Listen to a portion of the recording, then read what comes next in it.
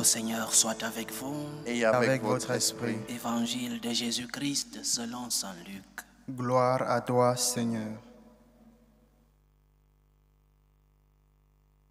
En ce temps-là, parmi les disciples, le Seigneur en désigna encore 72, et il les envoya 2 par 2 en avant de lui, en toute ville et localité où lui-même allait se rendre. Il leur dit: la moisson est abondante, mais les ouvriers sont peu nombreux. Priez donc le maître de la moisson d'envoyer des ouvriers pour sa moisson. Allez, voici que je vous envoie comme des agneaux au milieu des loups. Ne portez ni bourse, ni sac, ni sandales, et ne saluez personne en chemin. Mais dans toute maison où vous entrerez, dites d'abord: paix à cette maison.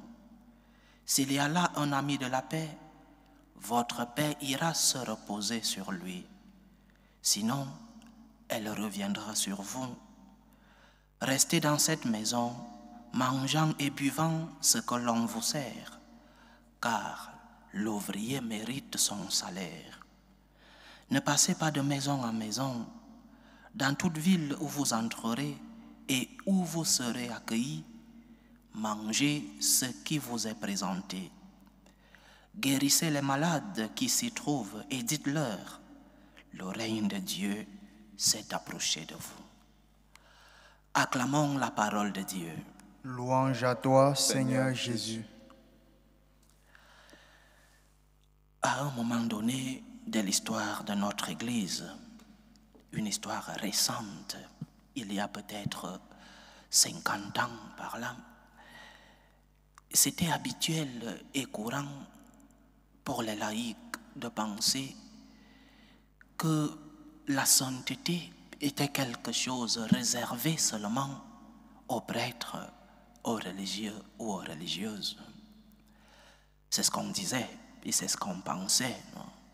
Que le saint, c'est celui qui est ou qui doit être prêtre, religieux ou religieuse. La sainteté était réservée à la hiérarchie de l'Église et les religieux. Mais grâce au Concile Vatican II, on a compris que ce n'était pas le cas. Que la sainteté est un appel universel, un appel à tous. Que nous recevons cet appel du fait d'être baptisés. Une fois baptisés, nous sommes greffés dans la vie de Dieu par le baptême. Et par ce même baptême, Dieu nous appelle à nous laisser transformer par son amour pour que nous aimions, pour que nous ayons la vie, pour que nous traitions les autres comme il nous traite, avec amour, avec compassion, avec miséricorde. La sainteté est donc un appel universel.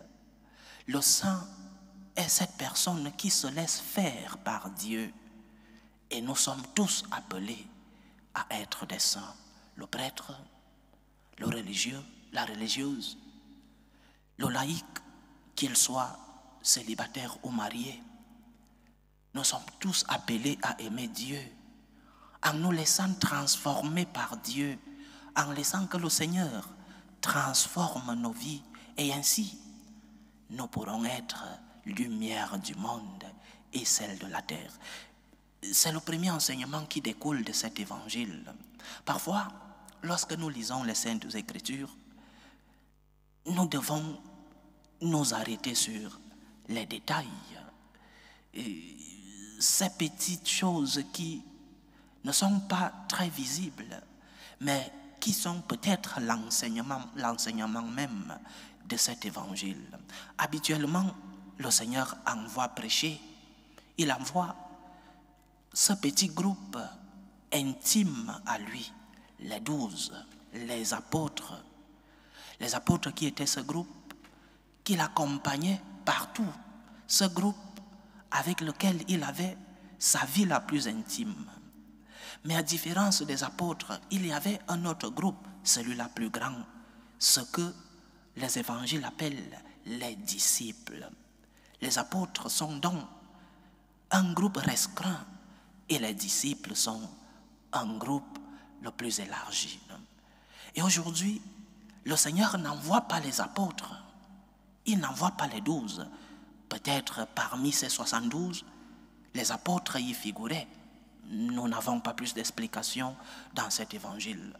Mais le Seigneur n'envoie pas les apôtres, il envoie 72 disciples, c'est-à-dire, il nous envoie nous tous.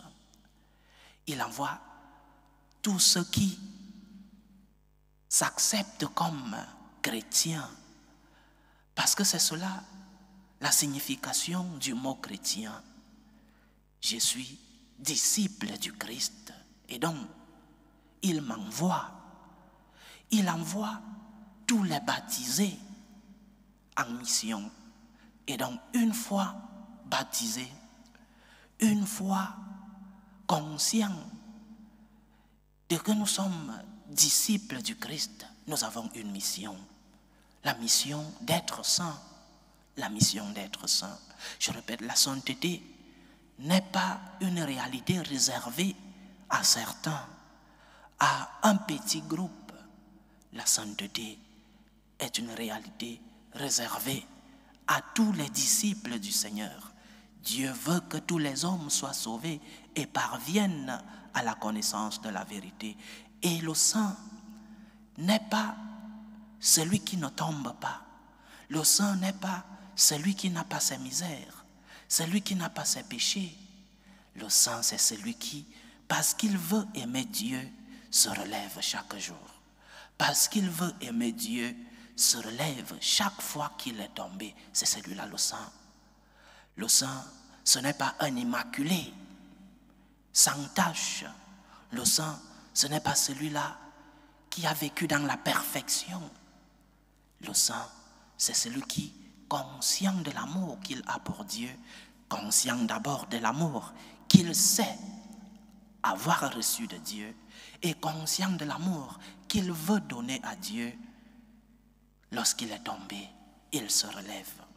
Et nous sommes tous appelés, chers frères et sœurs, dans cette vie de sainteté, dans cette réception de l'amour en premier de Dieu, mais cet amour en premier qui doit trouver en nous une réponse d'amour malgré nos faiblesses, malgré nos misères. Le Seigneur n'a pas choisi des parfaits, des immaculés. Il aurait seulement envoyé sa mère. Il a choisi des personnes avec leurs défauts, avec leurs misères, avec leurs péchés, avec leurs incapacités, mais des personnes qui allaient être ses instruments au milieu du monde. Dieu nous envoie tous, chers frères et sœurs, Dieu nous envoie tous à être saints, mais aussi à être instruments de sa présence dans le monde.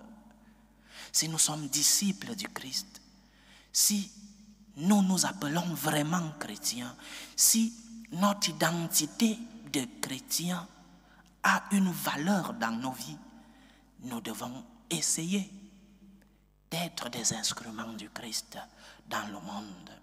Nous devons essayer d'apporter cette bonne nouvelle à ceux-là qui peut-être n'ont jamais entendu parler de Dieu, peut-être ont entendu parler et leur foi est morte, faute d'alimentation ou faute de leur propre faute. Mais nous devons être des instruments du Seigneur dans le monde. Il nous envoie. Il nous appelle à la sainteté. Il nous envoie pour que nous soyons ces instruments dans le monde. Que nous puissions apporter cette consolation à ceux qui sont tristes. Que nous puissions donner du courage à ceux qui sont dans l'angoisse et dans la peur. Que nous puissions donner un bout de pain à ceux qui n'en ont pas. Que notre présence puisse remplir le monde de Dieu lui-même, de l'amour de Dieu, de la compassion, de la miséricorde de notre Seigneur. Que tu sois prêtre, religieux, religieuse, laïque, Que fais-tu pour être instrument de Dieu autour de toi? Que fais-tu pour que tu sois le reflet de Dieu dans ton environnement, dans ton lieu de travail, dans ta famille, dans ta maison, au milieu de tes amis?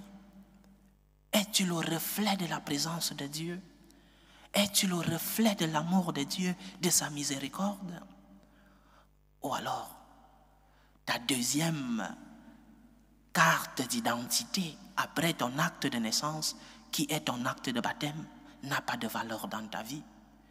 Parce qu'avec ton acte de baptême, tu as reçu une nouvelle identité. Tu es chrétien et donc, tu dois être instrument de Jésus-Christ partout où tu seras. Tu dois être instrument de Dieu parce qu'il t'envoie. Lorsque nous sommes baptisés, nous devenons, le baptême chrétien nous donne ces 3 missions. Tu seras prêtre, tu seras prophète et tu seras roi. Prêtre pour faire présent le Seigneur au milieu de toi. Prophète pour annoncer la parole de Dieu. Roi pour diriger ceux qui sont autour de toi. Leur diriger ceux qui sont autour de toi vers le Seigneur lui-même. Donc, valorisons notre baptême, cette identité de chrétien que nous avons. Lorsque nous sommes chrétiens, nous devons être des représentants de Dieu, des représentants de Jésus-Christ, dont nous portons le nom, des ambassadeurs de Jésus-Christ partout où nous serons. Et cela se passera par ton comportement, par tes paroles, par tes œuvres de charité, par ta manière de porter les croix dans ta vie, par ta manière de consoler ceux qui sont dans la tristesse, de tendre la main à ceux qui sont dans le besoin. Pose-toi la question, mes actes sont-ils le reflet de la foi que je professe? Mes œuvres sont-elles le reflet de Dieu, ce Dieu en qui je crois? Suis-je instrument de Dieu dans mon monde qui sera ma famille? Est-ce que je transmets à mes enfants la parole du Seigneur? Ou alors, je laisse qu'ils grandissent et que je me plaigne après que mes enfants n'ont pas connu le Seigneur? Est-ce que j'ai tout donné? Est-ce que je me suis sacrifié pour ma famille? Oui, j'ai envoyé mes enfants étudier dans les plus grands collèges. Je me suis soucié que mes enfants aient une éducation intellectuelle top. Mes enfants parlent beaucoup de langues. Aujourd'hui, si un enfant ne parle pas l'anglais, c'est l'enfant le moins valeureux de la société. Oui, très bien. Mais est-ce que tu te soucies, comme instrument de Dieu dans ta famille, comme parent, est-ce que tu te soucies de cette éducation dans la foi, dans la spiritualité? Tes enfants seront de grands avocats, de grands docteurs, de grands médecins, de grands ingénieurs, de grands polyglottes, mais rien dans la relation avec Dieu, rien dans les valeurs, dans les principes. Tu n'as pas été instrument de Jésus-Christ. Le Seigneur qui t'a envoyé n'a pas eu une bonne récolte dans cet envoi qu'il t'a fait. Dans ton lieu de travail, comme chef d'entreprise, est-ce que tu traites tes employés comme le Seigneur te traite? Est-ce que tu payes des salaires justes à ceux-là qui travaillent dans ton entreprise? Est-ce que tu payes tes impôts? Quelqu'un dira, c'est que l'État, avec les gouvernants qui sont corrompus et voleurs. Est-ce que tu payes tes impôts? Est-ce que tu payes tes employés à la mesure de leur travail? Est-ce que tu es un employeur juste? Tu seras instrument de Dieu. Comme chef d'entreprise, tu seras instrument de Dieu lorsque tu traiteras bien tes employés. C'est ce que le Seigneur nous demande. Il ne dit pas à tout un chacun de laisser sa maison et d'aller prêcher avec des microphones dans les rues, chacun selon sa vocation particulière, chacun selon sa vocation concrète, Dieu ne dira pas à un père de famille d'être permanemment en mission pour évangéliser. Et tes enfants qui évangélisent chez toi. Dieu ne dira pas à un évêque d'aller évangéliser sa famille biologique et qui évangélise à la cathédrale. Donc, chacun selon la vocation concrète qu'il a reçue. Mais nous sommes tous des envoyés, chers frères et sœurs, instruments de Dieu dans le monde, lumière pour ceux qui sont dans l'obscurité. Allons donner du goût, de la saveur à ceux-là qui ont perdu le sens dans leur vie. C'est pourquoi le Seigneur nous envoie. C'est pourquoi le Seigneur veut que nous soyons ses instruments dans le monde. Ou alors, nous voulons que Dieu fasse tout. Ou alors, nous déposons la tâche de la mission seulement sur les prêtres et les religieux. Mais qui va évangéliser chez toi? Tu laisseras que tes enfants soient évangélisés? Si c'est le cas, seulement le dimanche à la messe. Tu dois être le relais de Dieu, le relais de notre Seigneur, le relais du prêtre, qui ne pourra pas contrôler cette éducation qu'il transmet le dimanche. Il ne pourra pas la contrôler à la maison. Toi, tu devras être la main de Dieu, instrument du Seigneur, partout où tu seras. Dieu nous envoie, chers frères et sœurs. Il nous a appelés à la sainteté. Par notre baptême, nous avons été greffés dans la vie de Dieu. Et nous devons être ses instruments dans le monde. Chacun selon la vocation concrète qu'il a reçue. Tu es prêtre, tu devras évangéliser comme prêtre. Et les prêtres sont différents. Il y a des prêtres qui sont des missionnaires et qui ne pourront pas être dans un même lieu ad vitam aeternam. Il y a des prêtres diocésains qui auront une tâche dans leur diocèse. L'évêque changera de temps en temps leur paroisse, mais ils seront presque sur place.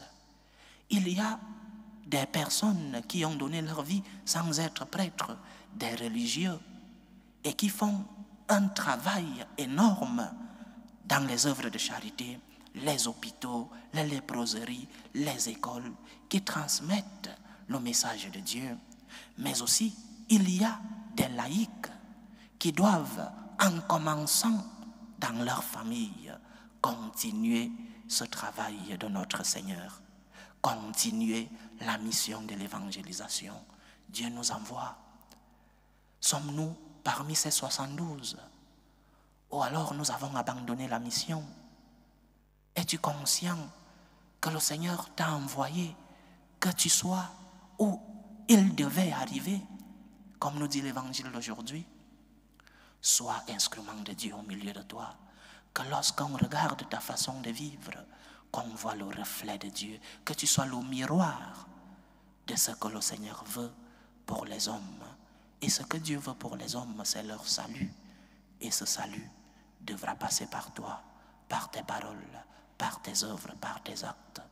Que le Seigneur puisse compter sur nous, que le Seigneur puisse compter sur notre générosité, sur notre foi, sur nos œuvres et nos actes, pour que sa parole puisse arriver jusqu'aux extrémités du monde.